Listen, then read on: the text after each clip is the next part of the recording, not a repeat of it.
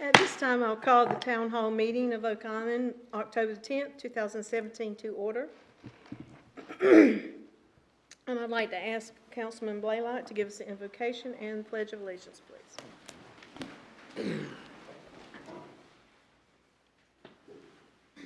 Dear Heavenly Father, please bless us as we gather together and grant us the wisdom to make decisions that benefit our town and our citizens.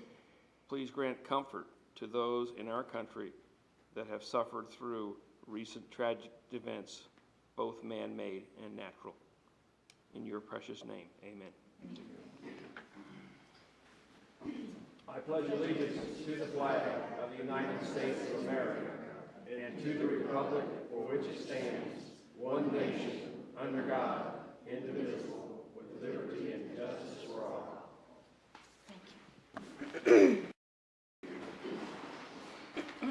Thank you, everyone, and on behalf of the council, I welcome you here tonight, and we're going to get started the first thing on our agenda is a public hearing. The purpose of the public hearing, number one, or the only public hearing, is to receive citizen comments on the proposed adoption of the state flood map model damage prevention ordinance. Ms. Seitz, do we have anyone? Helen Cashwell. Ms. Caswell? I know I don't need to remind you, but if you'll state your name and address. No, ma'am.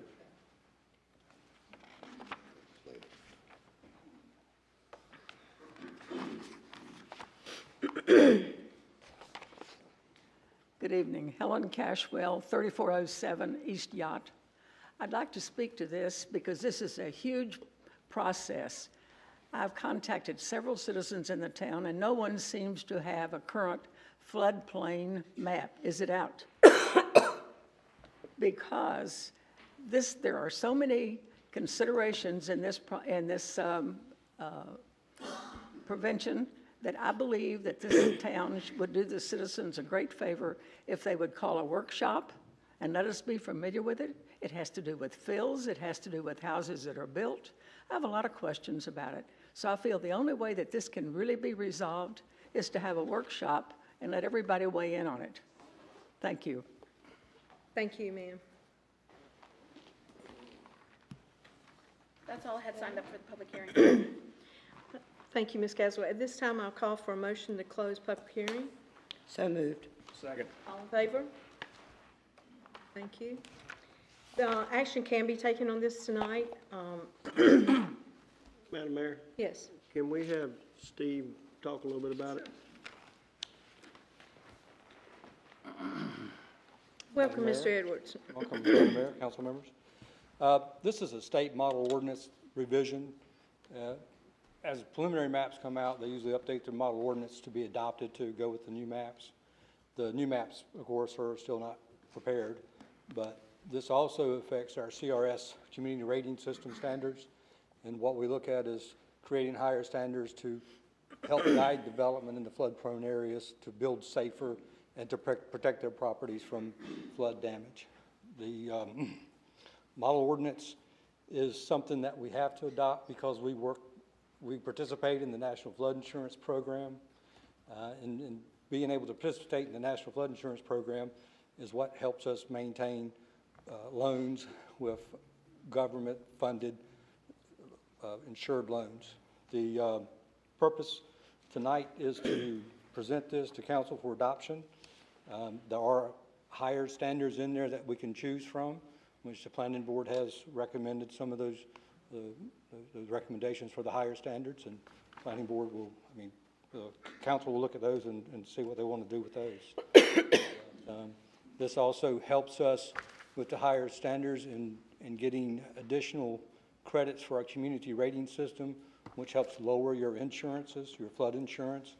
For every points that we can lower our CRS rating, it's a 5% discount. Currently, we are at an 8.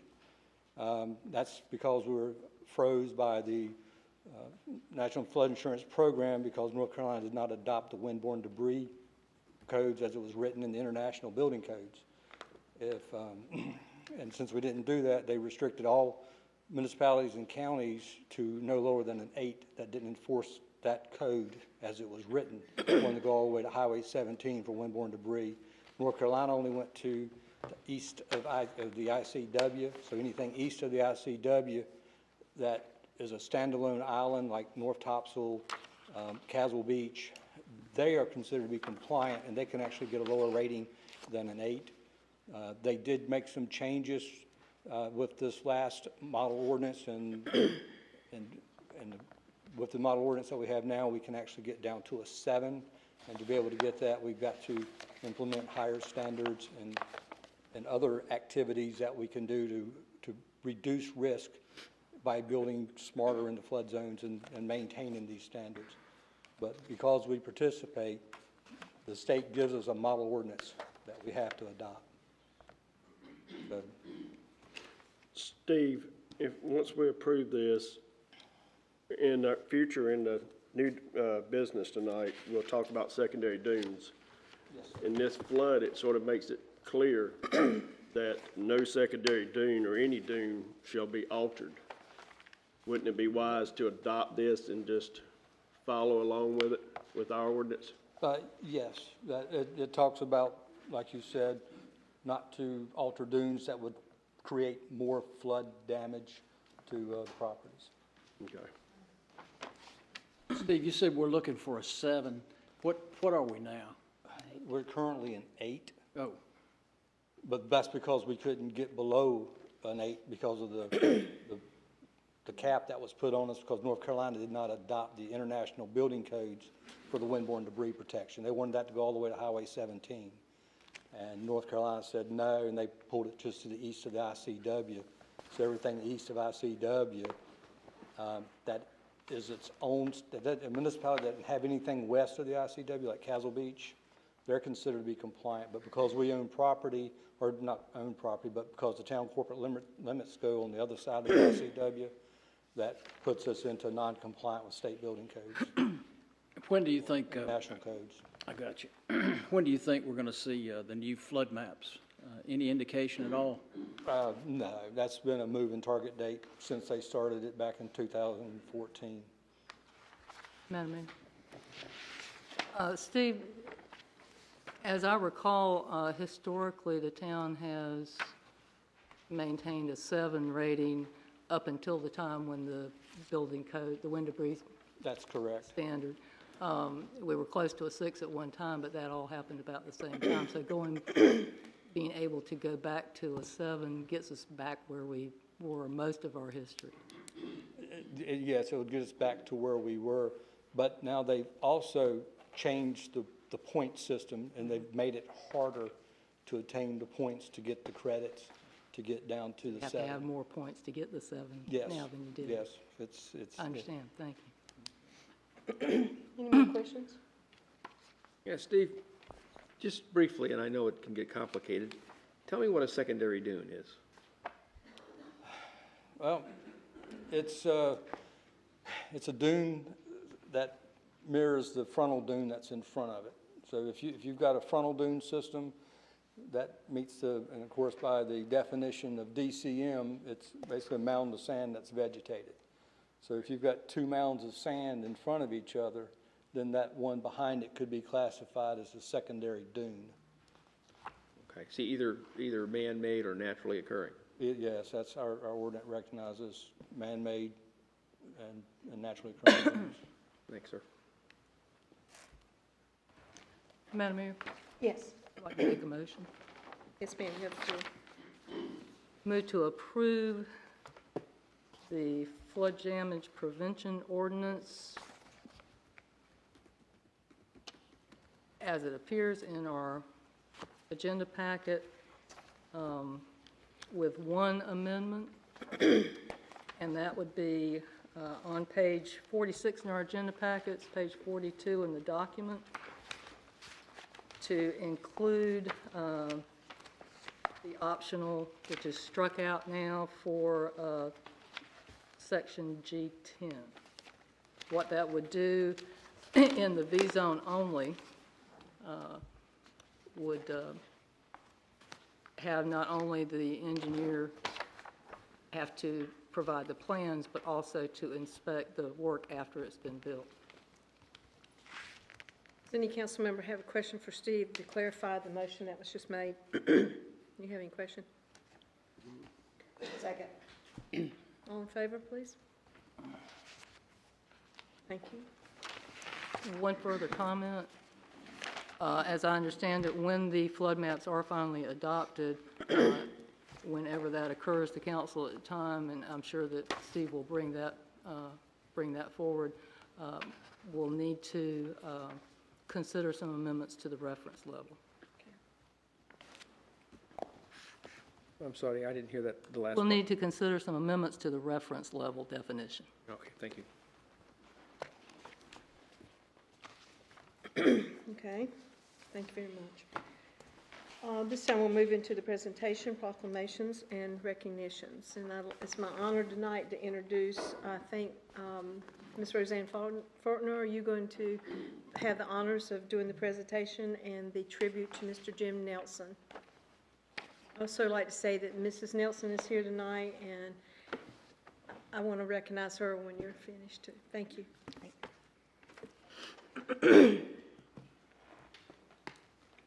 Speaking on behalf of the Beach Preservation Society, I'm very honored and pleased to be here tonight.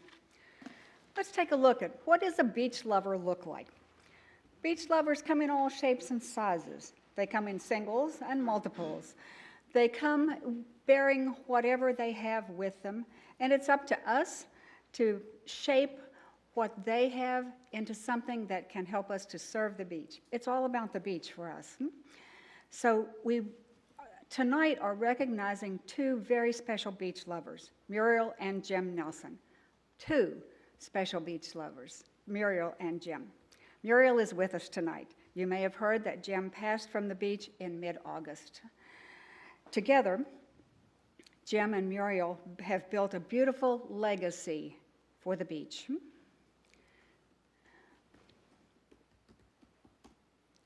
Though he's not out there building and sharing any longer, you can see Jim's work at any beach access. He designed those bike racks.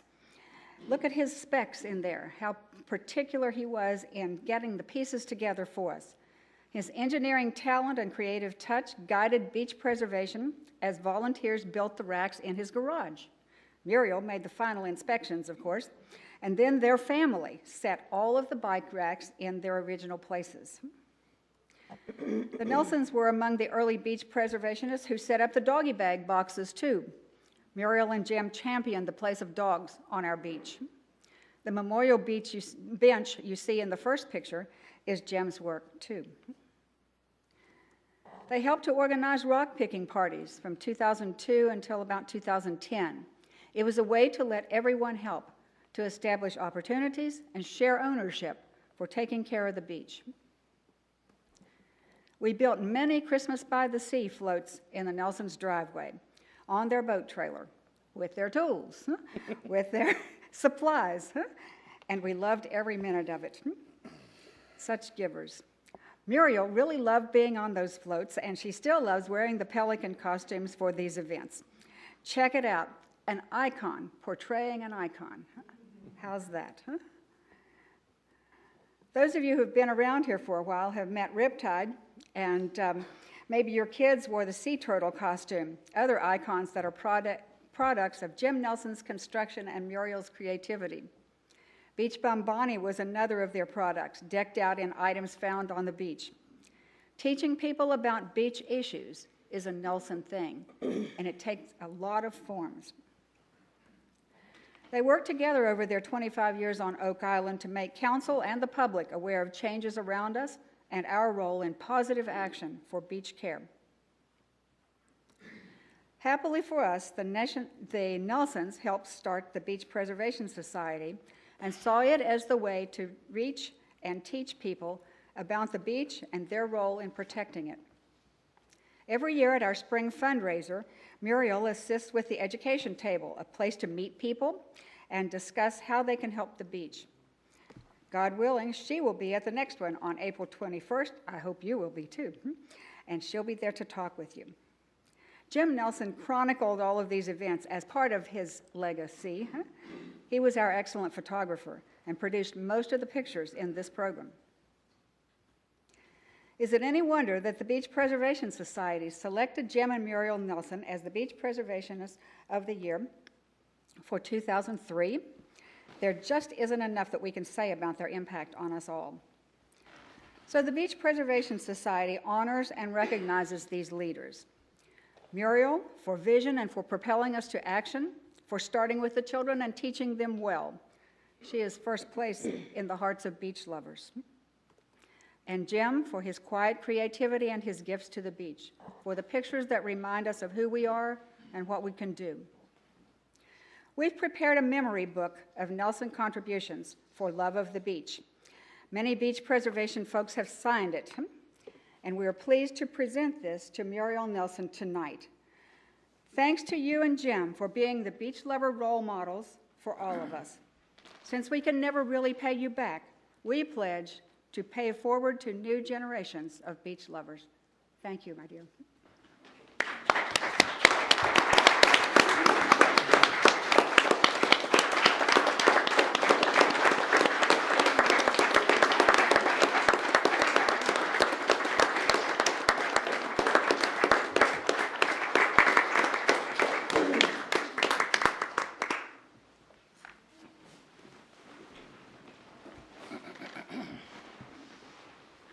Thank you.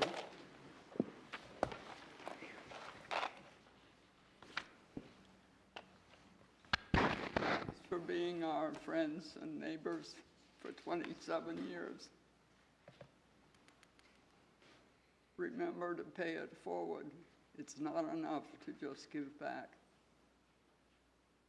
And he's probably up here filming this. And he would say, "Long live our beach."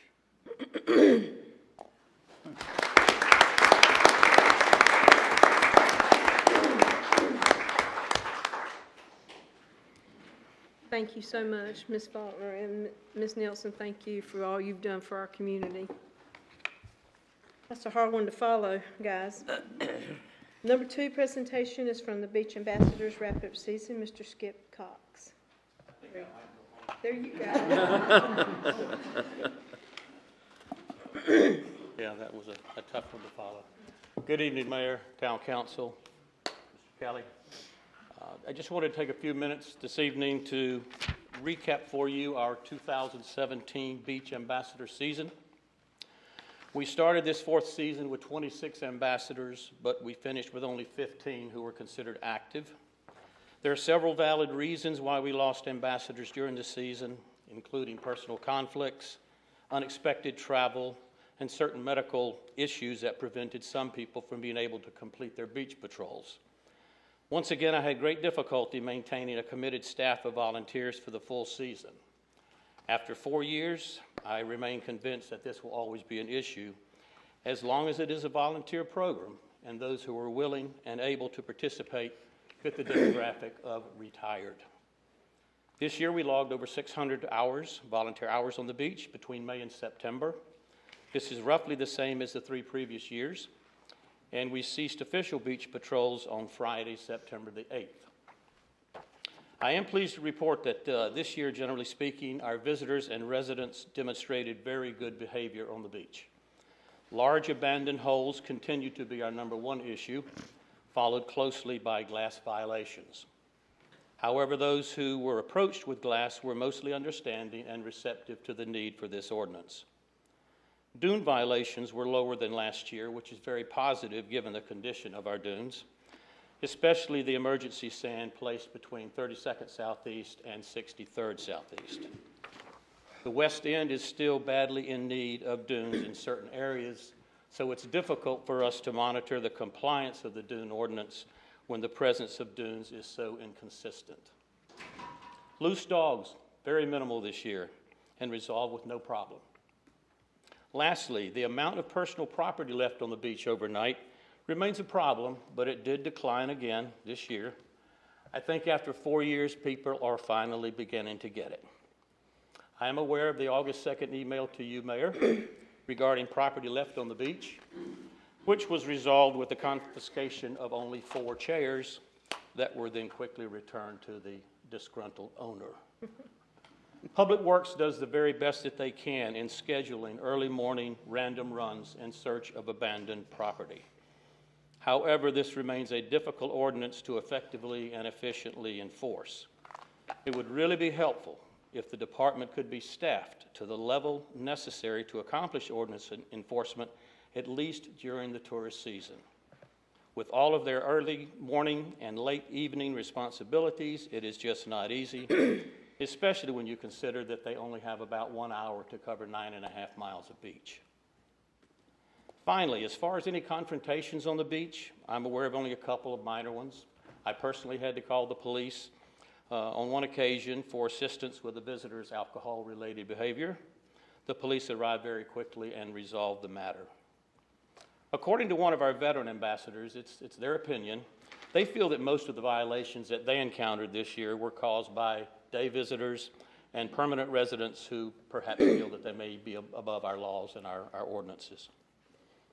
There is one final item of which the Town Council needs to be aware of, and that is the condition of the Polaris Beach vehicle. Now in its 4th season, it may be near the end of its life. The town has now spent over 50% of the initial purchase price of that vehicle in repairs, with the majority of those expenses taking place this season. The Polaris was down 1 month earlier in the season and went down again on August the 23rd for another 2 weeks. This season, it was out of service for 6 of the 18-week season. I'm not sure that it can complete another season or even finish out this year, as I patrol the beach for the remainder of the year until the new tourist season, working with visitors and residents. Between me and Public Works, we have compiled quite a bit of information regarding the options of replacing this vehicle, whether it's renting one, such as what the Turtle program does, or purchasing another vehicle outright. We'll be happy to share this information with Town Council whenever you wish, but I do feel that a new vehicle will be required prior to the start of the 2018 season, if not before. So I appreciate your cooperation with us this year as we went through our 4th season, and we look forward to our 5th season next year. Thank you. Thank you, Mr. Johnson. I'd also, on behalf of the council, ask you to provide that information to Mr. Kelly. Do it. And he can get it to us and we take a look at it before it becomes a problem. Be happy to. Thank you. Thank you. Next on the list is Mr. Flattery. And Mr. Flattery is going to talk to us about the opioid task force. Good evening, Mayor, council members, and neighbors. My name is Don Flattery, and until this past March, I've been a lifelong resident of Fairfax County, Virginia. I'm an appointed member of the Virginia Governor's Task Force on Prescription Drug and Heroin Abuse. I'm the policy chair for the National Addiction Fighting Advocacy Group, the Fed Up Coalition, a non-physician member of the board for Physicians for Responsible Opioid Prescribing, and since March of this year, I'm a member of the Brunswick County Opioid Addiction Task Force. But my most significant link to the issue that we're talking about tonight is that of an impacted parent, having lost my 26-year-old and only son, I don't have water with me, my only son, Kevin, to an opioid overdose 3 years ago, Labor Day weekend. So thank you for allowing me tonight to share with you some information about the opioid addiction epidemic. And rest assured, we are in the midst of a major public health epidemic that is before us, and also share with you some actions of the Brunswick County Task Force, of which I am a member. The Centers for Disease Control has declared that the U.S. is now experiencing the worst opioid addiction epidemic the country has ever faced. So thank you so very much. And it has arrived in every corner of our country, in North Carolina, and sadly, as I've learned since my move here in March of this year, in every North Carolina county. While the attention of this scourge is gaining traction in the public health, criminal justice, and political arenas, unfortunately, public understanding about its nature, underlying causes, and effects are just not keeping pace. Despite the best efforts of community groups, medical practitioners, health officials, and elected leaders at the local, state, and federal levels, the death toll continues to mount. National opioid-implicated overdose losses in 2014 were at an all-time high, with over 29,000 deaths tied to opioids. Those totals were exceeded in 2015 with over 33,000 deaths from opioids. Recently released 2016 totals were an alarming 50,000 new opioid deaths. Ominously, what's fueling the explosion in deaths this past year is the arrival of a drug called fentanyl or acetylfentanyl analogs, which are intentionally being added to heroin supplies, giving us three pathway contributors to this epidemic: prescription opioids, cheap and bountiful heroin, and now highly potent fentanyl being used to adulterate heroin.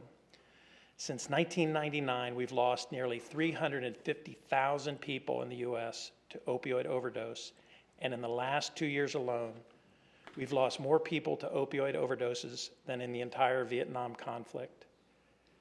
We're losing 136 people a day, essentially the equivalent of an entire jumbo jet airliner disappearing from the face of the earth every single week. Sadly, North Carolina statistics mirror the same gruesome national trends. We've seen opioid-related overdose deaths in North Carolina go from 835 deaths in 2014 to over 1,160 deaths in 2015, and now over 1,300 deaths in 2016. North Carolina heroin deaths increased 43% from 2015 to 2016, and fentanyl-implicated deaths rose an alarming 88% in 2016.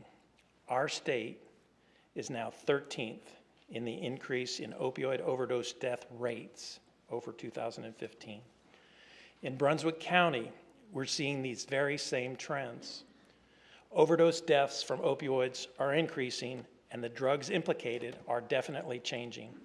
In 2015, there were 24 Brunswick County opioid-related overdose deaths, which was up from 18 deaths in 2014.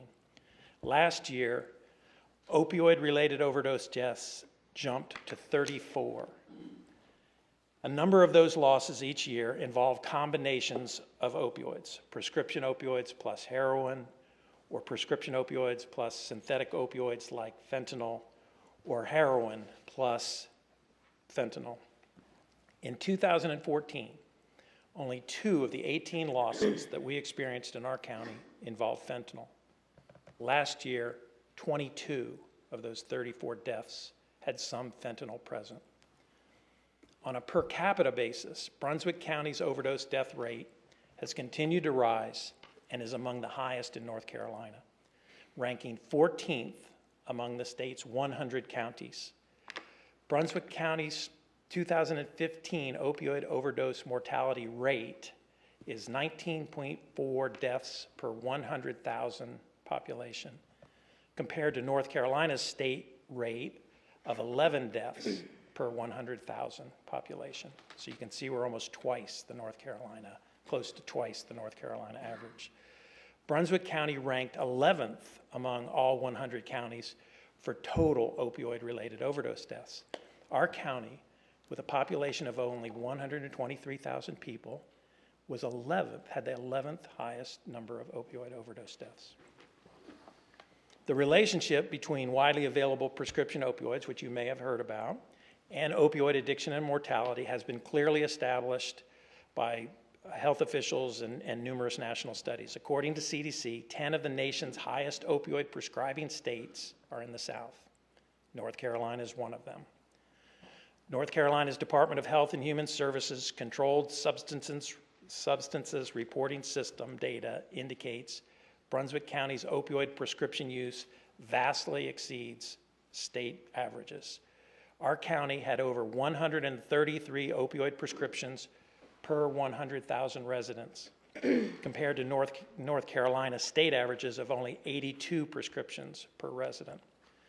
What that means is that Brunswick County had 93 opioid pills for every single resident in this county, while the state as a whole had only 57 pills per resident. Those stats are important because opioid pills are flooding our communities, our workplaces, our schools, and our medicine cabinets, where they're available for unnecessary medical overuse or misuse. Other indicators of the problem in Brunswick County include the extent of the emergency room visits and the number of administrations of the overdose reversing drug Narcan, which are all tied directly to opioid reactions. North Carolina state data indicates that Brunswick County emergency department visits associated with opioid-related overdoses averaged 44 visits per year for the period of 2010 to 2015. 2016 statistics are expected to be much higher. And there were over 227 non-emergency room overdose reversals with the drug Narcan from August of 2013 to March of this year. And those reversals occurred in every sector of this county, from Bald Head Island to Southport to Oak Island to Shallotte and to Leland. This data and much more documenting the extent of this crisis in the county, capturing some of its costs, and addressing some of the potential solutions to it are contained in a report that our task force has created and completed in July. Our task force was established in March of this year by Senior Superior Court Judge Ola Lewis and Brunswick County Sheriff John Ingram. The task force included participants with backgrounds in public health, medicine, the judiciary, law enforcement, and treatment and recovery, as well as members of the faith community, impacted parents, elected officials, and the media. The task force developed an action plan, which is embedded in our strategic plan going to the commissioners. That action plan includes numerous steps to be taken over the course of the next year. We're going before the commissioners on Monday evening with a resource request, which will include a new county prevention manager position, resources to address a critical treatment gap, including providing additional medication-assisted treatment in the county, expanding access to the life-saving drug Narcan, organizing a series of countywide stakeholder gatherings, the first of which will be held in Leland on October 25th with over 130 county churches, and faith leaders invited. And we're preparing a host of awareness-raising materials, including fact sheets, radio and television PSAs, and briefings for community, business, and school groups. And those are just some of the items from our action plan for next year. We have an awful lot of work to do. There is no denying that this epidemic has arrived in our midst and is in our county.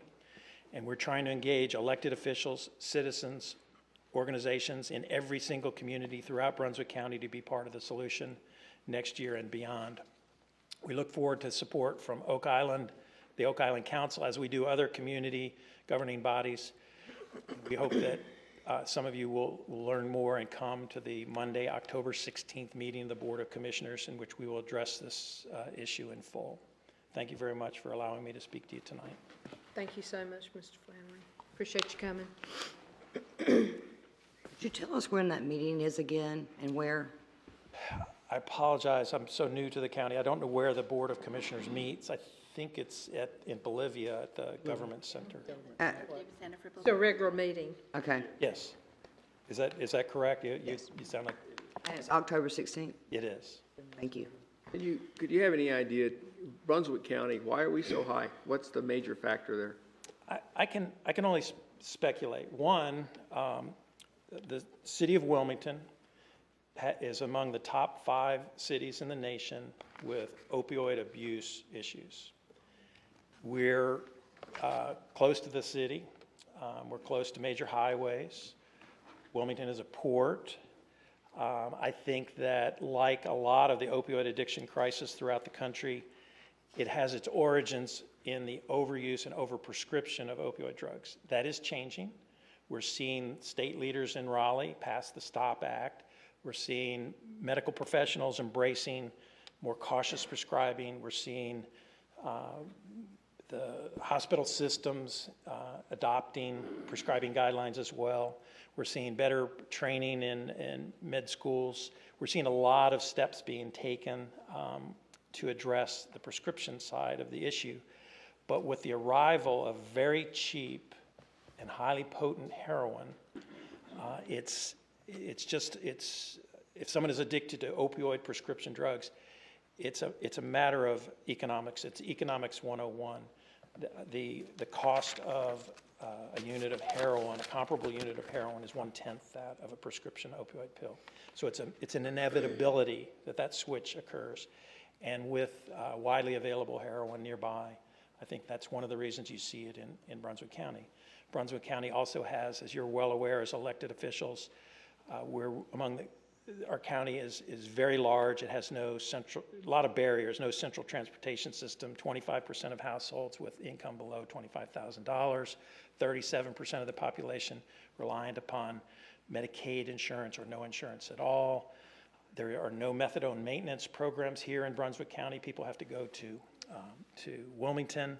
There are only 14 doctors in the entire county authorized to prescribe the addiction-fighting drug buprenorphine. So we have a lot of issues here that are fundamental to the county, and then our adjacency to Wilmington, I think, is kind of intertwined with that. I don't know if that answers your question. Yes, sir. Thank you My very much. speculation. Any more questions, Mr. Flattery? Thank you so much, sir. Appreciate it. At this time, does anyone have any adjustments to the agenda? Madam Mayor, I'd like to ask that number 4 be removed from the consent agenda. There's a general statute 160A, and I'm not sure the exact statute it's in. It governs the release of taxes.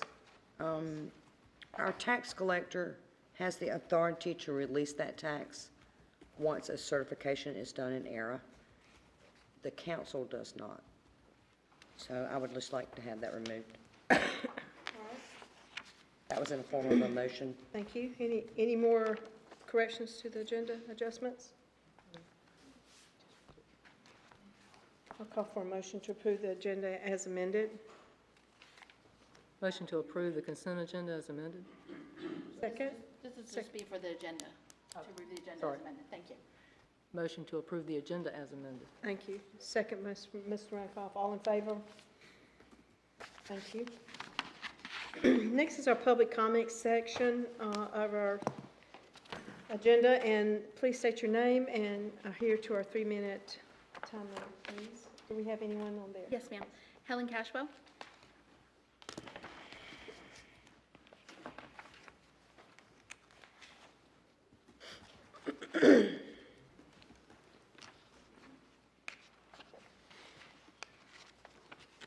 Happy birthday, by the way, Ms. Cass. Ellen Cashville, 3407 East Yacht Drive.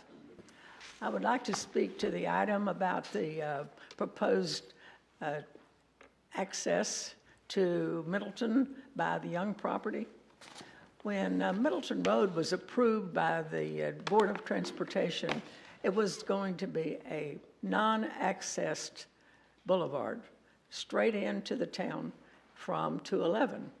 Since then, things have sort of become a little closer in, and one of them that was approved was the last one that gave access to St. James, just across from our bridge. That U-turn that's made there is going to be very dangerous in the future. I already see it. People make a U-turn, they're coming around the corner. Now along comes the Youngs up on the corner of Middleton and 211, and now they have already been given money by the DOT, and now they keep inching in, and they're wanting more, and they're wanting more. I'd like to take one item and say that just beyond them, coming toward the beach, another development will be coming along. What's to prevent them from asking access? We seem to be not looking forward to this thing becoming a boulevard through the town, just like it is downtown. I would ask for you all to turn this down. They knew what they had whenever that proposal was made to open up Middleton to 211 and limited access. It should remain that. If you give them access to that, you're going to be faced with the next one just beyond it. So I would like for you to really consider this seriously and deny this access, no matter what they plan on giving the town for a fire station or emergency buildings, it's not enough for the future that you're going to be encompassing with a lot of transportation and traffic problems. Thank you. Thank you. Lynn McDowell?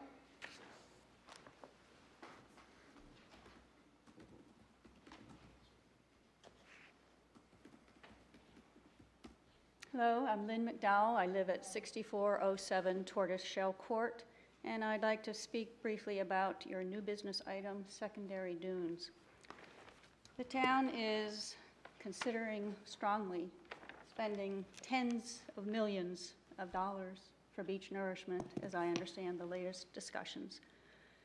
I also believe that we originally intended to do repairs to the dune system, but that is no longer contemplated because it's too expensive, or at least it's been scaled back. Maybe it would be partially done, but it's too expensive to rebuild the dune. So my question is, why would we let anyone do anything to jeopardize the remaining dune system? That system includes a secondary dune. I believe many sections of the Strand likely would have benefited from having such a secondary dune in the past year. They're not there everywhere, but the places that do have them, please don't damage any of them that exist.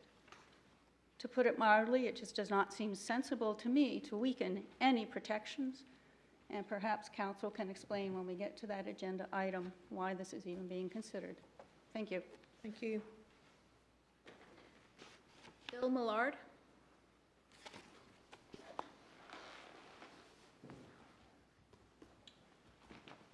I'm Bill Millard. I live at 110 Southeast 10th Street. In 2011, while I was still a professor in Indiana at a university, my wife and I discovered Oak Island. In 2012, we bought 2 properties on this island. And then in 2016, when I retired, we came down here full time. I'd like to speak to the regional bike plan. Having been here these years and looked at that and realized that this is a town predominantly for people who are looking for recreation or retirement, in my experience in the different places I've visited, this is one of the most unfriendly villages or towns to bikers. And yet you would think by the nature of what our town is, that would be high on our priorities. So I really encourage the council to not only approve the regional bike plan, which incidentally I have read, because by definition, I would come in the category of one of the top 1%. I ride very seriously, and I'm not afraid to ride with traffic because of the way I ride my bike and the speed that I ride. But I'd like to speak for the people who are not in that category, who are in the middle category, who don't feel so confident. They need a better system of bike paths that will protect them as they ride and will encourage people who come here for recreation and those of us who are retired to be able to keep having that kind of recreation that will keep us healthy. So I encourage you not only to approve the regional bike plan, but to commit as a town to actually implementing it and seeing it and making us a bike-friendly community. Thank you. Thank you. That's all I have signed up. Okay, thank you very much. Before we start into the regular meeting of the agenda, I'd like to welcome former Councilman Darrell Royal to the table. Thank you. She's filling former Councilman Jim Mellon's seat for a few months, and we say welcome. Thank you. It's good to be back. It's not a seat you're not familiar with, is it? Yeah, if anybody had told me I'd be sitting on this side of the table again, I would. I didn't see it coming, but it's a unique opportunity, and I'm grateful for the opportunity to fulfill the short term. Thank you. And Mayor, if I could just note for the record, so I'll make it part of the minutes that Councilor Royal has been sworn in. Thank you. At this time, I entertain a motion to approve the consent agenda as amended. So moved. Second. All in favor? Committee appointments. We have a Beach Preservation Trust Fund Advisory Board. There's 3 terms. ending in 2020. We have one applicant, and that's Ms. Deborah Olis. Is that correct pronunciation? I'm not sure she's here. What's your pleasure, council? Ms. Deborah Olis. Does it need to be a motion? No, you No. just don't, yeah, I think you All need do to is raise a hand. Raise hands, yeah. All those in favor? In favor All of? right, put her on there. In favor. Thank you. Thank you very much. PAR 3 committee, we'd like to make one change on that to 2021. And we do have, it's the PAR 3 committee ending January 20th, 2021 for a resident who does not reside in South Harbor. That's Mr. John Phillips. Your pleasure, please, council. Okay, all again? We don't do that. All in favor? Ms. Yeah. Bailey. Administrative reports. I'll turn the meeting over to our town manager, Mr. David Kelly, for a few minutes. Yes, ma'am. It's a sort of a brief report because I have a few other staff members that's going to give a few things out as well. First, we'd like to congratulate you on your appointment to the Coastal Property Insurance Pool Board of Directors through the Department of Insurance. Thank you. So, appreciate that very much. I look forward to serve our coastal towns. We appreciate it. Lisa's going to give you a little bit on the social media, and then Mr. Hatton's going to give you a finance report. Just to update everyone on our social media pages, we started all of our social media last year right around the time of Hurricane Matthew, and it became very popular very quickly. To date, still the most popular posts on Facebook are about hurricanes. And then we change a picture. People like the pretty pictures and they want to hear what the storms are going to do. But Facebook, we have just under 2,500 page followers, and that's in a year's time. And just also wanted to mention that the fire department, police department, Parks and Recreation Department, and the golf course also have their own Facebook pages. On Instagram, we're on Instagram as Oak Island_town. We have 621 followers there. And of course, we just use that page to share usually just pretty pictures of the town. You can tag the town in your own posts with hashtag Love Oak Island. And then on Twitter, we have 543 followers. And again, we are at Oak Island_town. Just as another reminder, we do post the agenda for the council meetings online, usually by the end of the day Friday before the council meeting, sometimes earlier than that if the agenda is finished earlier than that. You can find it in 3 different places. If you go to the home page, it's there's a button just for agendas and minutes. You can find it there. You can also find it if you're looking on the meetings calendar. You can see there's a space that says click here to see the agenda. And then whenever I post a council agenda, I do also put an announcement, and that also has a click here to see the agenda. So just wanted to share all of that. Thank you. Mr. Kelly? Yes, sir. Mr. Hatton? I really don't have a financial report to give to you. I'm just going to give you some highlights on the revenue that we have so far this year. This is at the end of September, so, July, August, September, so we've got 3 months of the fiscal year done. On a budget for the ad valorem taxes, we budgeted $7,225,989, can't even hear my writing. We've collected so far $1.3 million, and that is again through September. And that's 18.25%. But with the bills just coming out, when you look at our history of the tax collection, as Ms. Bell will know, for October, November, December, and January, we will collect 68 to 70% of our taxes will come in during that period.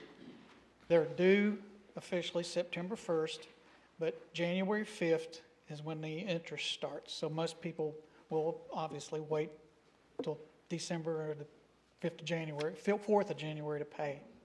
So I expect that to go way up. So again, you look at 18.25, you go, oh, that's really low, but it's really not at this point. Sales tax revenue, we budgeted $1.633 million.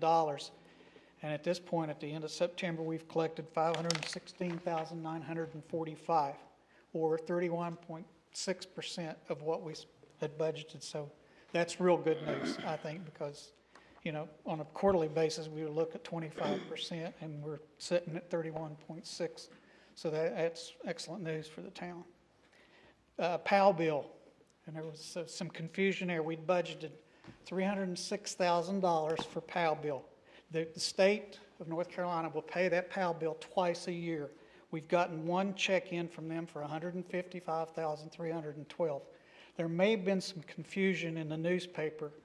I believe last week they listed Oak Island, and it was really for another county in North Carolina, when they said I think it said we had like 23 non-state roads. Our census says 99.6 miles on this island of non-state roads. And that's how the PAL bill is paid to the municipalities across the state. Utility revenues, water utility revenue, we budgeted $3.3 million. And so far we've collected $1.263 million, or 37.75%, which again is an excellent good news story for the town. As everybody well knows, the island just keeps growing and growing each and every year, as Mr. Edwards can attest to. And obviously, you know, that we're getting the utility revenue that's coming in. That's an excellent stream. And with us trying to watch the bills as much as we can, you know, that's we're creating some cash for the water utilities. Sewer utility revenue, we budgeted $8.3 million, and year to date we've $2.5 million we brought in, or 30%. And again, it's the same thing.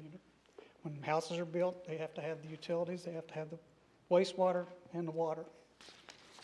And you know, for sewer tap fees, and this shows me, you know, how much the growth is on this island. We had budgeted $85,000 for tap fees, and through September, we've got $112,745, or 132% of what we budgeted, which is really good. You know. And that's again, it's the growth of. We were asked, I think, last week, when do we anticipate that the growth stops on the island? You know, who's to say?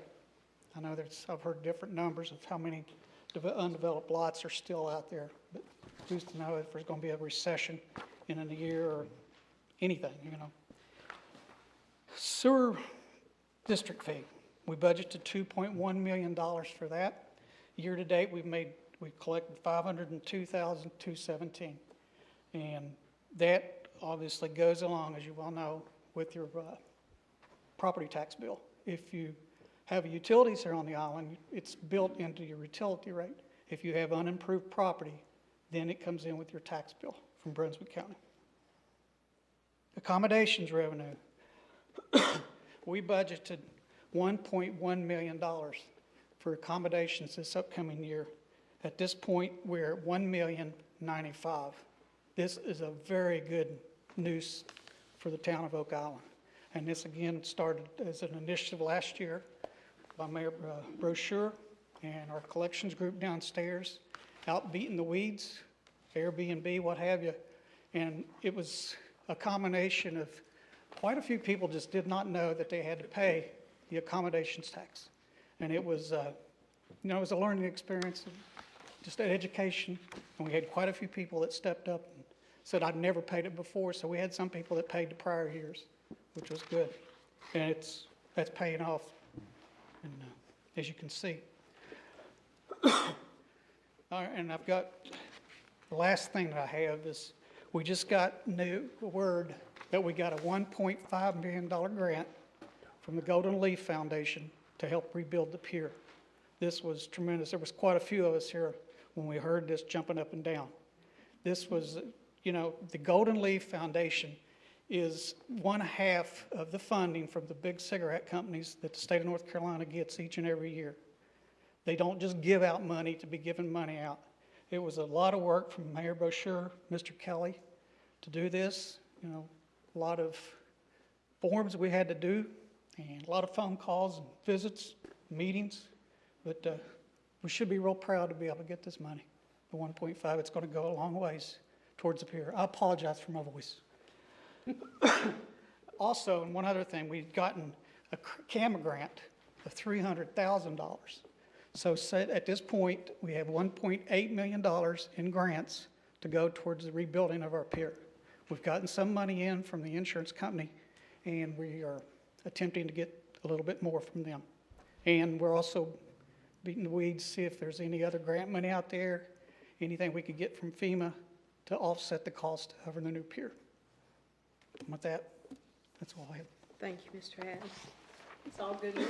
It is good news. Mayor Brochure, I think you skipped your I did, I council was getting report. ready Okay. to, I inadvertently, after introducing Councilman Royal, I apologize to my council, so we'll go back to the council reports. Okay. And we will start with you, Mr. Weinkoff.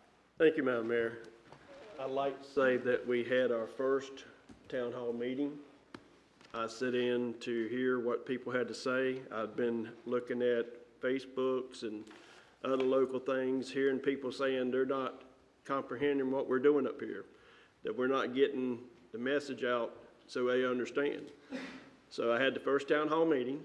I learned a lot from that town hall meeting, and the staff were incredible. Mr. Kelly, Mr. Hatton, Lisa, they all were there. They all had the answers that everybody was looking for. I'd like to see us do this every quarter. Maybe if it's not a Tuesday that everybody can meet, maybe we find a different day to meet on, to have a town hall meeting. Either it be single person or a whole staff, town council. But I think this is something to communicate with everybody in the town so everybody knows what we're doing. We're a small town. We should work together to make sure everything works out. I was very pleased. And if nobody else, like I told everybody in August that night, if nobody wants to do it, I'll do it again. So that's something we need to do. That's something we need to push forward. And thanks for everybody that came out. Also, I ask everybody to like our Facebook page, because what they're wanting to know is if we have something important like this grant we just got for the pier, it's posted on the Facebook and everybody gets the message. This is what we're doing. This is how we're moving forward. So I'd like to see some of that start happening, make sure we get the message out any way we can. Thank you, Councilman Weinkoff. Councilman Blaylock? Yes, I just wanted to mention this in case a lot of people didn't know what happened. That we had a fishing tournament for veterans at the Ocean Crest Pier on Saturday. Lots of people showed up. The mayor came down and visited. The police chief came down and shared his support, and everybody had a great time. Had a lot of positive comments about how lucky we are to live where we are. So I just wanted to pass that along to you. No report. The only thing I do want to make sure that the public knows about the new medication and expired drug drop box that we now have in the police department. There's a list of, and I'm not sure exactly what's on the list. You don't have to have it with you, do you, David? But it's any expired medications, any medications you're not using, can be over-the-counter, prescription. They do ask if you have anything liquid that you at least contact the ones at the windows so that they don't have liquid in the drop box. They will take Sharps containers, but that as well needs to be turned in. But there's a drop box right in the lobby that is whenever the police department is open. And it's No questions asked. Councilman Royal, do you have anything to add? Two things. I want to thank all the people who have expressed, given me encouraging words in my new role again, my new old role. And I have, the one change that I've noticed is I have to actually write things down now rather than try to remember them before I can get them forwarded to where they need to go. But I do, when somebody asks me about something, I make a note of it, and I forward that to David Kelly and the mayor and for answers and input and have that forwarded back as I think is appropriate. And so I really do appreciate the way that David, you and the staff keep on top of things and help us to keep on top of things. The other thing I would say is that I've begun reviewing the draft UDO. And there are some significant policy changes there. And I hope that we have an opportunity to discuss that further while I'm sitting on this side of the table. Thank you. Thank you. As a mayor report, I'll just ditto what Councilman Weinkoff said. I heard some really good positive responses to the town hall meeting that he so graciously offered to host. Anybody that knows me knows that that's my forte. I like to be one-on-one with the people without the formalities, so I look forward and embrace the idea. And I do hope we can carry it on, Jeff, next year, or whoever's on the council or on the mayor's seat will further follow up with your pushing, and let's see if we can't do it at least quarterly. And it doesn't have, it will be more of a formal, so all the council has a chance to attend, but you don't have to come. I mean, you don't have to have a quorum. You can be here, 2 of us, 3 of us, whoever is able to attend. And I hope the public embraces that and becomes engaged. Feel free to come and talk with us. With that said, I'm going to jump back over to the report from Mr. Eves. I think you have one. The only report I have is the United States Supreme Court denied the petition in the Nyes v. Emerald Isle case. So the Court of Appeals opinion stands, and which is a good thing for North Carolina. So that case is over now. Very good. Is that it for you? That's it for now. Yes. Okay, thank you. Moved on to old business. Consideration of town's position on a planned interchange at North Carolina 211 and Midway Road, Middleton Boulevard. And I'm going to read a little bit of the summary, just the first part of the memo on that, so the public will understand a little bit why we're revisiting and why we're here. At the request of the property owners who own the land at southwest corner of North Carolina 211 and Middleton Boulevard intersection, Council adopted a resolution in March opposing the North Carolina Department of Transportation's planned interchange for the intersection. The town has expressed support for the widening of North Carolina 211, but has asked DOT to look at an alternative design as the property owners believe the interchange as planned will negatively affect the property's viability for commercial development. Prior to the town's involvement, the DOT previously acquired the land needed for the loop road around the interchange and compensated the property owners. The property owners are again seeking the town's assistance in requesting that the DOT consider one of the 2 options which they have provided and which they believe will give better access to their property. A public hearing on the planned interchange was held October the 5th, and that was after this memo was printed. So there may be more information from that hearing that we attended and may be added to discussion during council meeting. Any council member have any questions? Or we have the DOT here. We have the Young family. I'm sure either one of them, if you have any questions, are more than happy to come. I'd like to hear from both. All right. Is that okay with you guys, one at a time? Chad, would you prefer to go first, or? Well, since You want to draw straws or flip a coin? since I think the Youngs Young, start first. start first, Okay. since Mr. Young? Welcome. Thank you for coming. Well, thank you. It's an honor to be in front of the council, and I would like to thank all of you for taking the time to hear from us and to look at this. All of that is much appreciated. So, to start off with, I would just like to ask, how can I help?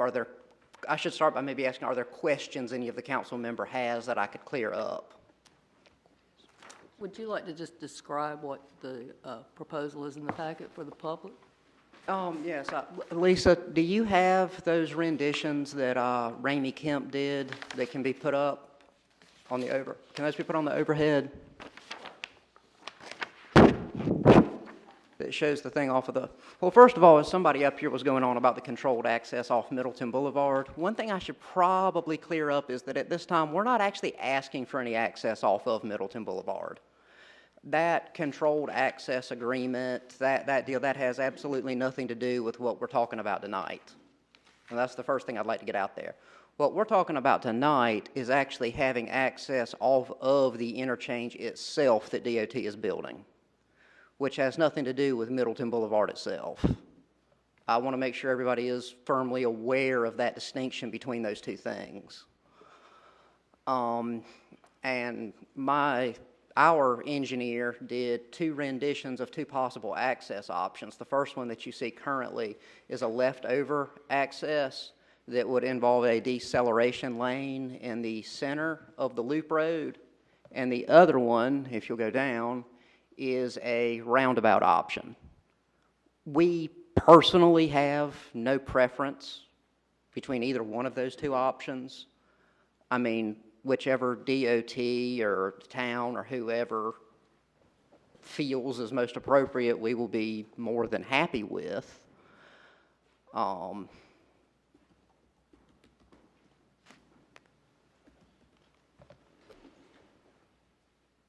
as far as being paid for access, though, as my understanding is, we were never actually paid anything for agreeing to not have any access off of this loop road because this wasn't on the table back then. That encumbrance, as I understand it, is only forbidding access off of Middleton. I don't think that that, as I understand it, actually has anything to do with this interchange design that we are speaking about tonight. So you're asked tonight for the council, would you like to explain, I'm sure we've all read it and I understand it, but would you like to address what you're asking for us to do on this particular? Yes, ma'am, I'm sorry, I thought that was clear. I apologize if I've been murky.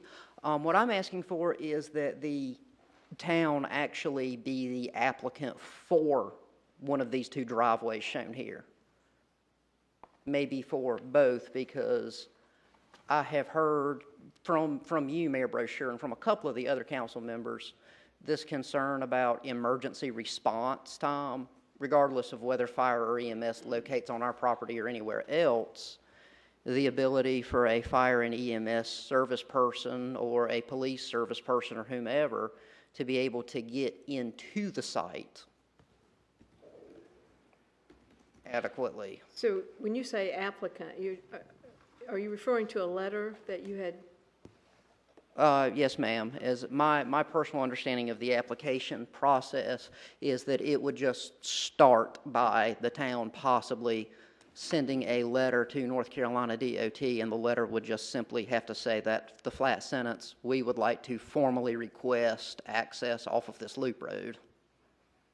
And that one statement, as I understand it, sent together with these 2 renditions could be the application.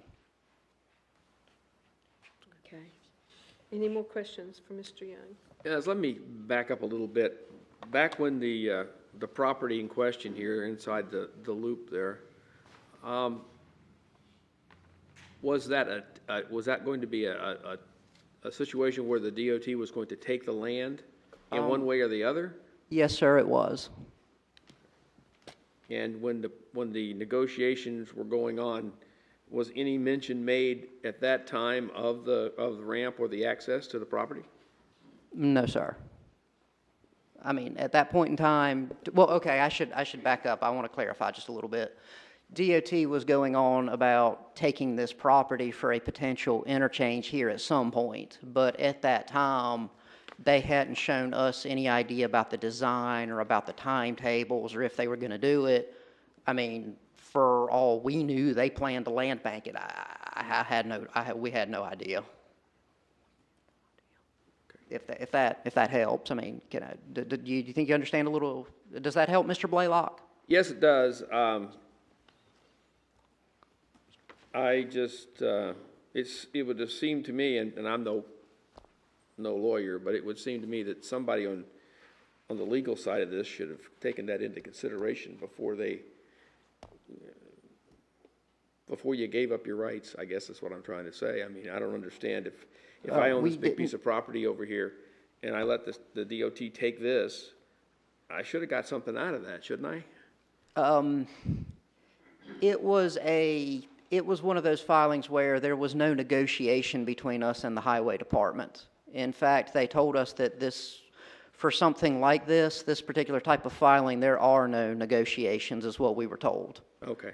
State agencies, eminent domain, condemnation, they don't play ball. Okay, all right. So you didn't have any negotiations with DOT at all? No, ma'am. We were told that we You couldn't. didn't discuss any of your options with them at all? They told us there were no options. We're going to buy this and you're going to sell it to us. That's what we were told.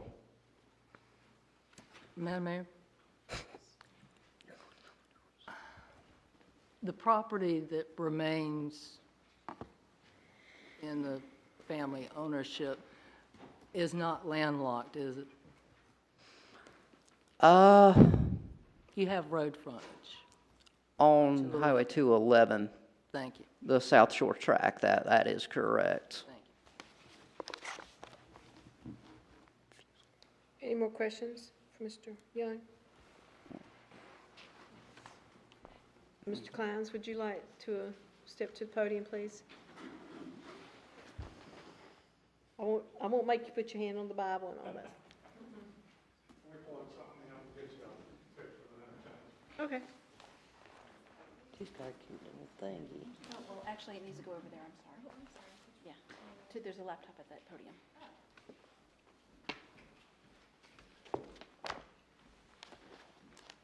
If we can ask Kyle to switch the podium back to the podium.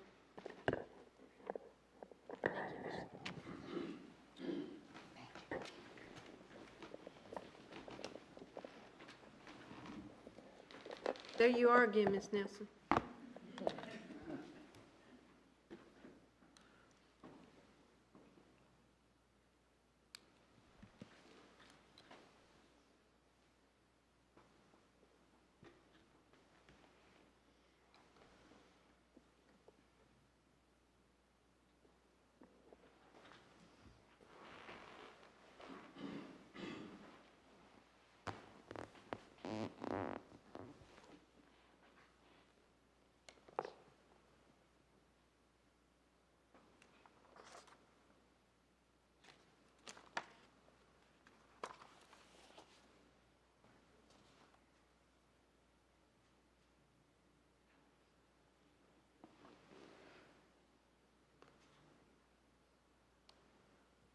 I am not a computer person, so bear with me. You're doing good. Is that good enough? It's good. All right, I'm Chad with Department of Transportation. Jesse's over there. I'm surprised she left me up here by myself. But we had a public hearing on this last week. We think that went pretty well. And basically, I'm just here tonight to answer any questions. I can address some of the questions that we just heard there if you want me to, whichever way you want to go. Madam Mayor? Yes. I would first appreciate, there's a lot of people here probably weren't at that public hearing. I'd appreciate just an overview of how this functions, what some of the benefits that the DOT sees or some downsides, why are we getting this? Okay. How does it work? All right. This project, so there were 2 interchanges added about a year ago to this project. And this particular intersection, we had planned for years for some type of interchange to go here eventually. And that's the reason for the acquisition. There was 2 acquisitions from the Youngs on this property. One was in 2009, when we actually put a second access over here, the second bridge to Oak Island.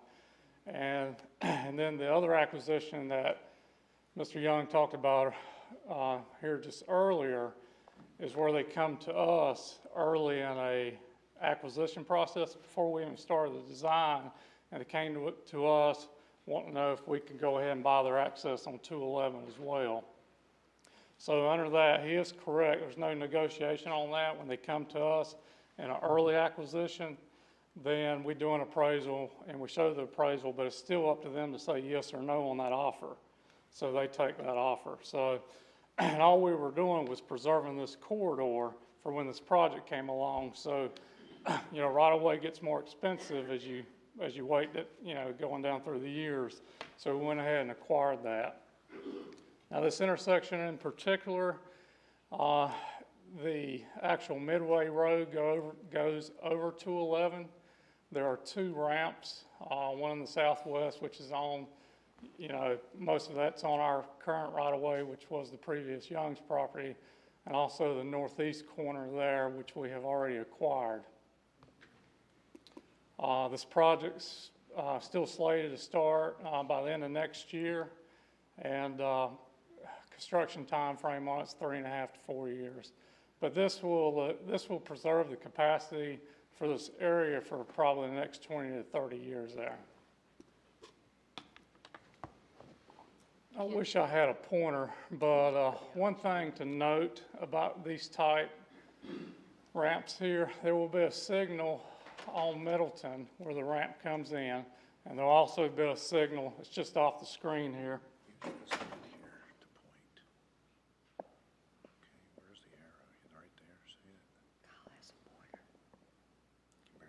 Yeah, it kind of disappears. Thank you. So there'll be a signal. I'm going to try, and I'm losing it looking over there, but there'll be a signal on Middleton before the bridge where the ramp comes in, and there'll also be one just right off the map on the north side.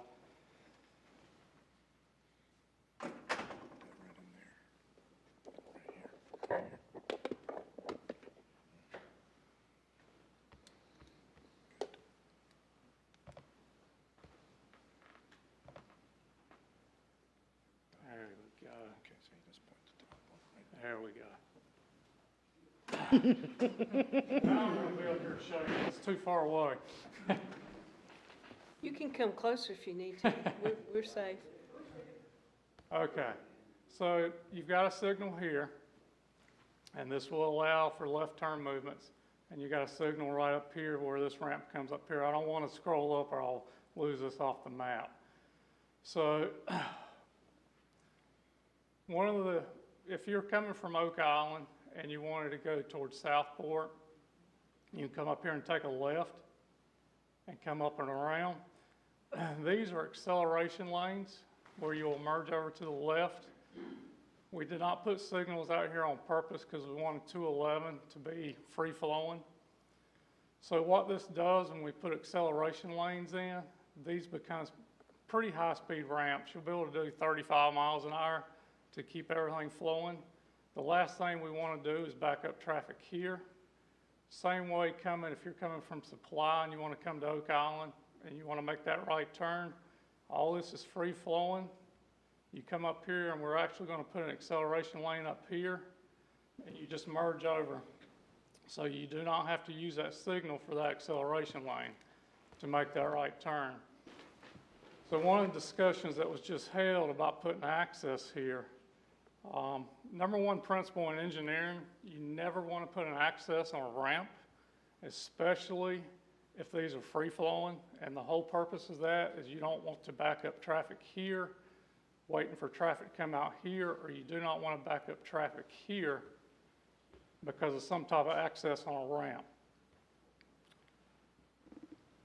So basically, that's the main reason why we do not recommend any type of access break and a ramp.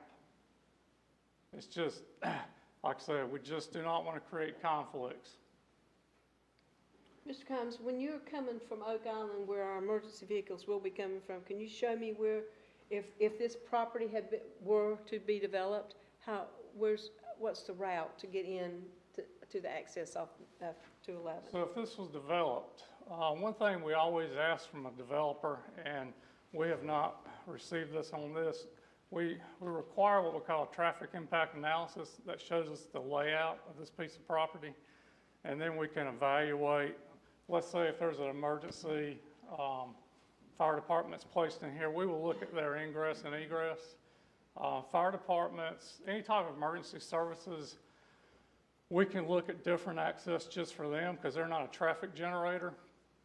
And let's say if it's put up here and we've got an island out here, we always depress the island so those emergency vehicles can get in and out. We have a fire department down 211. I believe it's just down from St. James. It's in the island section, but we go in there, we design where the curb in the middle is depressed so they can go in and out. They can cross all lanes. So we make sure all emergency access can come in and out.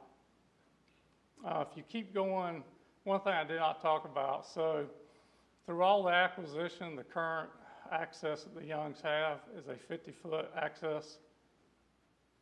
It's a right in, right out there currently.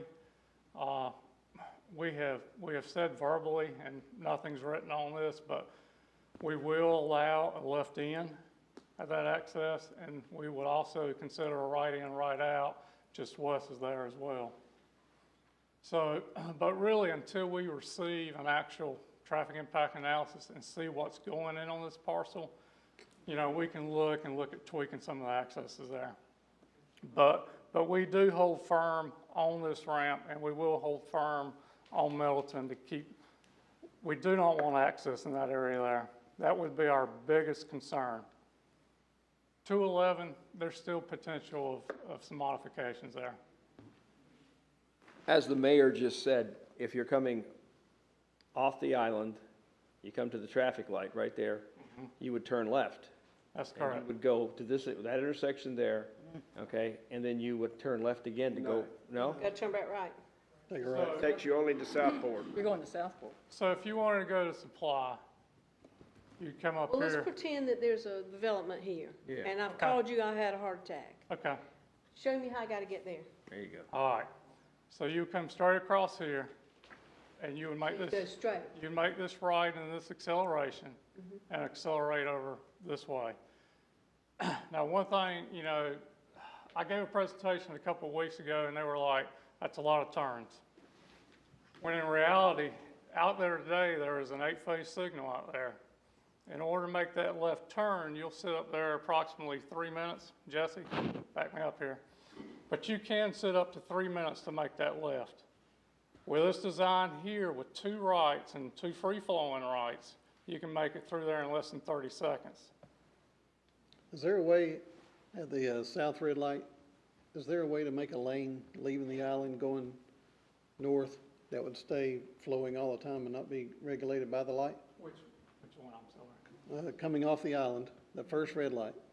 If you were wanting to go to Supply, you would just travel straight, and the red light would be only for left-hand turns or for people heading onto the island. Could we have I'll show you in a few minutes. Okay. I got a drawing. But we were just trying to figure out how we can keep traffic flowing instead of having to stop there. Even if it was able to take right-hand turns that way, we didn't understand why we couldn't go around that light and go straight up to over the interchange and then around, because the light there stopping traffic going straight, we didn't see the need for it to stop. In other words, have a left light to turn to go that way. But if you're going straight, not having one. No, down there, I'll show it to you. I got that. I think the question might be, if you're coming from Supply, how do you go north on Midway? Is this a young family? We actually don't take questions from the audience, but Mr. Young, if you'd like to come up and say. Well, first of all, I'd like to start off. Would you come up to the podium so we can have it on? Sure. I'd like to start off by asking Chad why he thinks he doesn't have a TIA from us. Because our engineers ran a TIA from him for North Carolina DOT somewhere between about 6 to 10 months ago and began requesting access out there back then. And at that time, DOT refused to review that and did not respond back to us. Well, we don't want to put anyone on the spot. I mean, that's not what this is for. No, but I'm confused about that statement he just made. He said he didn't have. We won't ask that question here. Are you come? Yeah, Jesse works in our TIA, so. I mean to leave you up there, Chad. Okay, so we, according to the district office is the one that receives and starts, and they're the main, I guess, office that gets those TIAs. There was a TIA submitted in February 2016. Based on the review of that and the comments, it didn't match the scope that was agreed upon within that office and the traffic unit at that time. So that was, revised scope was sent June of 2016. Since the June 2016 revised scope was sent, there was not an updated TIA with the actual agreed upon scope. So I guess there has been a TIA submitted, but it is what we would consider invalid because it didn't match the existing scope that was agreed upon prior to that. If that makes sense. Okay, everybody get that? A lot more information needed.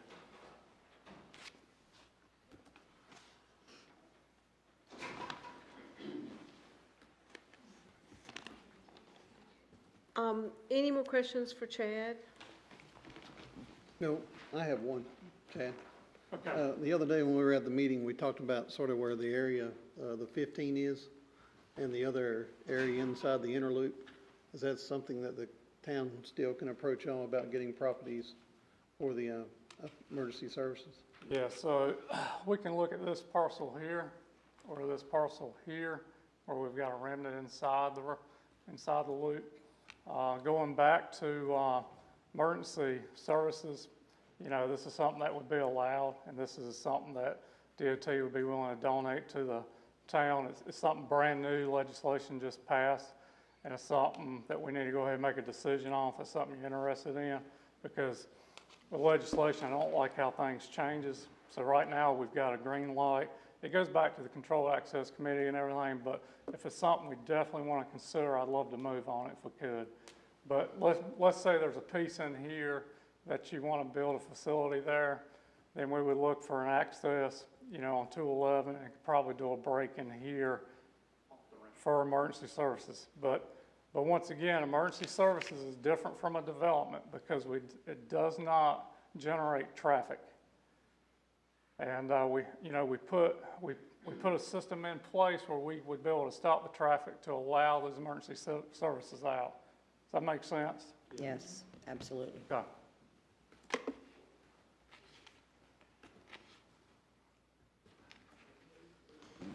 Okay.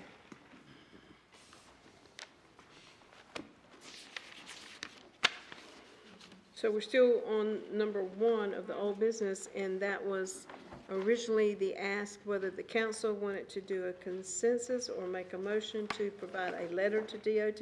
Am I correct on that, Mr. Kelly? Madam Mayor? Original, yes. Yeah, I'm not, so what he's asking, what the owner is asking for is for us to write a letter to DOT requesting that access road? Is that what I'm getting? I think it was to request off the ramp Okay. entrance into the property. Yeah, that we would make application for that. Yeah, Yes. okay. Well, what Chad said, that's a no-go, right? I mean, because of the traffic Yes, configuration? I mean, we would never, we wouldn't approve that. I mean, there's not an engineer within the Department of Transportation that would approve an access and a ramp for the public.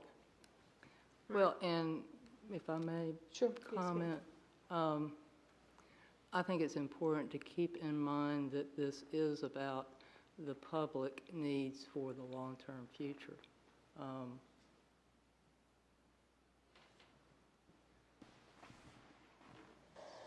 And I'll just leave it at that. So is there anyone that is interested in making a motion, or is there a consensus of the board to do that? No, No. no. Okay. All right, thank you, both gentlemen. Moving on to. Let me make this clear, okay? So there's no more confusion about it. Yes. I'm not in favor of writing a letter to DOT or starting an application of any kind to make or suggest or ask for an access off of a ramp. Okay? Do we need that in the consensus form? Is that what everybody is I want to make sure. No. Okay. You don't need a consensus to not do so. No motion? Yeah. Anyone else? Any statements? Okay, thank you very much. Moving on to number 2, consideration of beginning discussions with the young family regarding potential location for emergency services facility on the mainland. And this was discussed in a previous council meeting, and it's come back to the table for clarification for the staff. At the request of the property owners who own the land at southwest corner. Wait a minute, excuse me, I'm on the wrong page. Council previously discussed directing the town attorney to meet with the young family who own the land at the southwest corner on the intersection North Carolina 211 and Middleton Boulevard Midway Road, to discuss the possibility of land being donated for future use of emergency services facilities. Though the town will likely need such facilities at some point in the future, there have not been any decisions about where those facilities should be located to best serve the town's needs. During a recent DOT presentation to council, DOT representatives said it could be possible for DOT to donate land required for the loop roads for a town emergency services facilities as well. On the meeting that was discussed, I'm going to read your excerpt so you'll understand why there's a little bit of confusion. The following is an excerpt from March 14, 2017. Consideration of a resolution opposing the proposed interchange at North Carolina Highway 211 and Midway Road. Councilmember Weinkauf said that the town attorney noted that all that is needed is a consensus to direct him to negotiate with the Young family. Councilmember Bell asked why the town needed to negotiate with them if they were going to donate property and asked if there would be conditions. Councilman Medlin said there was something we wouldn't know until it was discussed with them. At that point, I'm assuming, Madam Clerk, that the minutes didn't reflect a consensus at that time. So this is back on the table for the council to review to see if they want to revisit that and to do a consensus. I think, Madam Mayor, with hearing them say no to an access road, we have to think of every development when we put a fire department station somewhere, a department somewhere. That's going to be the easiest access for them to get to any location. And if we don't have that point, it will make the time for them to travel a little harder. So I think we need to look at a location that's going to be accessible where we can get to either Lowe's, Pine Forest, this development, or any development back towards Oak Island if we had to. So can we direct staff to discuss it with DOT? I think that's what we need to do, and find a location that's accessible, that meets every need that we need, that's right there for us. Well, that doesn't, I think what we're saying is we're directing staff, as Mr. Klein said, to talk with us about that, whether we use that or not. We need to get that permission now, in case we do use it in the future. Is that what I understood? So do I have? Madam Mayor? Yes. A couple of comments, and if a motion is necessary, I'm prepared to make one. First of all, nobody sitting here tonight, plans have not been made for, and enough study done of the fire districts that are out there and what might happen in the future to drill down and nail down a circle area, if you will, of where a fire station, where our next fire station may need to be. It may not be at that intersection. Correct. And so before we start negotiating with anyone for any future property, we need to know where that circle is, where that station needs to go. But given that we don't know, and given that because of legislative changes that Chad mentioned earlier, there is opportunity to at least have DOT consider if it turns out to be sometime in the future. And I think it is prudent to nail that down. We don't lose anything by it. So I'll move to direct staff to work with DOT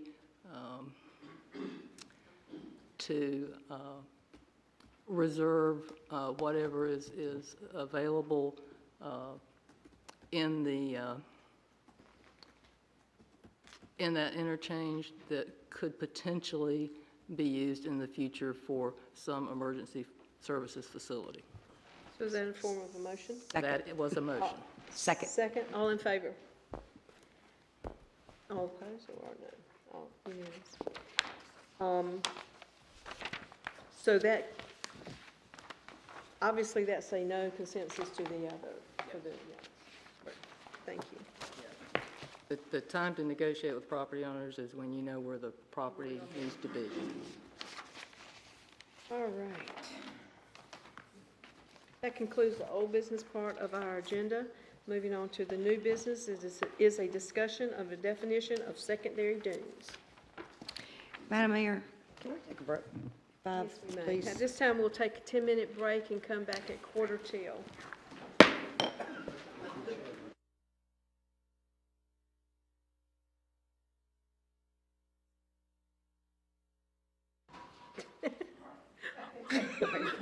Welcome back, Brian. There's no hurry. Trying to find some water. This time I'll call the meeting back to order. I gave my water to the gentleman that spoke earlier. We found you one. New business, discussion of definition of the secondary dune.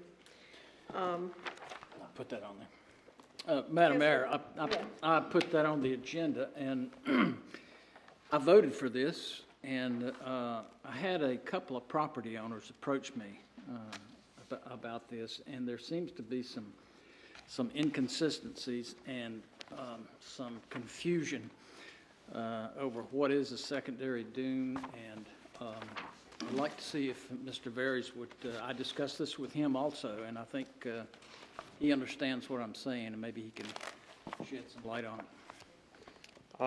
So that was adopted around May of 2016 unanimously. And basically, it was done around the same time as the development line. And the wording essentially says if it meets the general pattern and continuity of the frontal dune, then and it's part of a dune system, then it's considered a secondary dune, and secondary dunes receive the same protection as the frontal dune. So whatever you can't do with the frontal dune, you also can't do with the secondary, and vice versa, what you can and can do. There is no state CAMA definition of secondary dune. From what I've been told of Division of Coastal Management staff up at the state, we're the only municipality, coastal municipality in North Carolina that has a secondary dune ordinance and enforces something like this. But, you know, we've been doing it since then, and here we are. Well, could you tell us some of the problems you've run into in doing this? Dara had one good comment. The definition mentions frontal. There should be a slash there, frontal / primary dune. Probably should just remove primary. There are no primary dunes on the island. I think those have to be at least, 26 feet in height to be considered a primary dune, so it's sort of superfluous. Though we could just add a slash in there to leave it in to avoid the confusion. If we ever have one of those dunes down the road, then it's covered. But I've had a lot of calls and emails and stuff like that over the year asking to check my site before I put it up to sale, or if I'm applying for a development permit or something like that, to determine whether or not there's a development dune on the site. Should I, bother, trying to build or anything? And so, we get queries like that all the time. And sometimes, often I say there is no secondary dune. Sometimes I say there is, depending on what I glean from my site visit. This is a very complex and detailed ordinance. I believe it was 9 pages. I think some of the council members had some more concerns that maybe we should put it off. Councilman Weinkoff, did you have? Madam Mayor? Yes. I remember the May 2016 meeting, and as I have been in the habit of doing as a citizen, I typically read through the council agenda packet, and that night I made some comments on the development line in particular, and did not make any comments on the proposed ordinance that went with it. But I remember thinking to myself at the time that this would probably come back before council someday, once the development line was approved and once people started trying to build on lots that were buildable as a result of the development line. I certainly didn't expect to be sitting on this side of the table when that happened, but here I am. And so, because I'm in that position now, I did spend a good deal of time going through the ordinance in detail and provided council and staff with some questions and comments. I do think that there are issues with the ordinance as it is currently worded, and so therefore, I move to direct our Development Services Department to prepare proposed amendments to the ordinance, making some of the corrections where there are inconsistencies, and better clarifying how the dune forms will be defined, and better clarifying what actions might be taken on the property, given what is in the flood ordinance and what is in the CAMA regulations, and prepare that to go before planning board as soon as possible. And that will eventually come back to council when it's gone through that process. But I think there's some real issues with the ordinance, and I'd like to see it, see staff spend some time proposing some amendments to correct those issues. I would like to see some additional standards. You know, it's always good with an ordinance, particularly one of this sort, to add in specific details, height, length, things like that, so it's very black and white. Yeah. So if I go out to a site and make a determination, I have something to fall back on. Hypothetically, a property owner may disagree with my staff determination and could appeal to the Board of Adjustment and win, but that's unlikely if it's very A, B, C, X, Y, Z type of. There's not enough specificity or clarity in what we currently have. So we have a motion on the table by Councilman Royal. Second. All in favor? Thank you.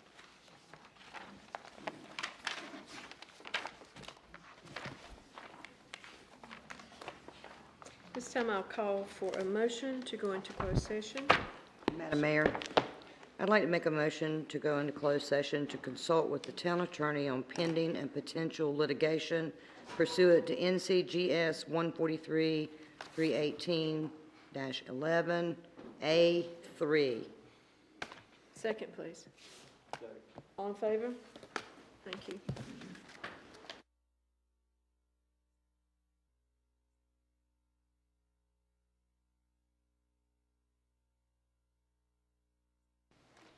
At this time, I'll call the meeting back to order and make the statement that there was no action taken in closed session. At this time, I'm going to ask our attorney who has a statement to make. Yes, Madam Mayor, I want to announce for the minutes and for the public that the Black and Veatch claim has settled for an excess of $400,000, and the town has purchased some land on southeast 46th Street. I was looking at Lisa for the description. Sorry, I was typing. And documents related to those two items will be available at Town Hall for the public's inspection. Do you want to comment on the price? $250,000 for the land purchase. All right, thank you. This time I'll entertain a motion to close the meeting. Motion to adjourn. Second, please. Second. All in favor? Thank you.